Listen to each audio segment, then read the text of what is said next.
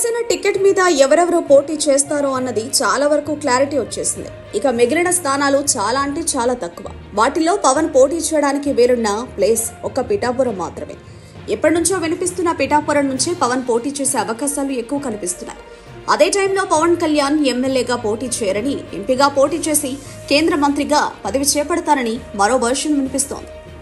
ఈ రెండింటిలో ఏది జరుగుతుంది అన్నది రేపటికి క్లారిటీ వచ్చేస్తుంది. పవన్ ఎమ్మెల్యేగా పోటీ చేస్తే అది ఎక్కడి నుంచైనా ఓకే. అలా కాకుండా ఎంపీగా పోటీ చేస్తే మాత్రం జనసేనకు మైనస్ అవుతుంది తప్ప ప్లస్ కాదు. అధికారానికి టార్గెట్ చేయకుండా, చెప్పుకోదగ్గ సంఖ్యలో పోటీ చేయకుండా ఉన్న కారణంగానే కాపుల్లో కొంత అసంతృప్తి ఉంది.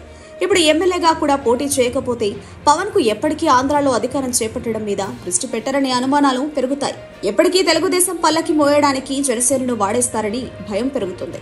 దానివల్ల జనసేన అభ్యర్థుల విజయావకాశాలు బాగా ప్రభావితమవుతాయి. ఈ సంగతి పవన్ కు తెలియకుండా ఉండదు. తెలిసి కూడా పోటీ చేయకపోతే అనుమానించాల్సి వస్తుంది. పోటీ చేస్తే మాత్రం పిఠాపురంలో మారంజుగా ఉంటుంది ఎన్నిక వ్యవహారం.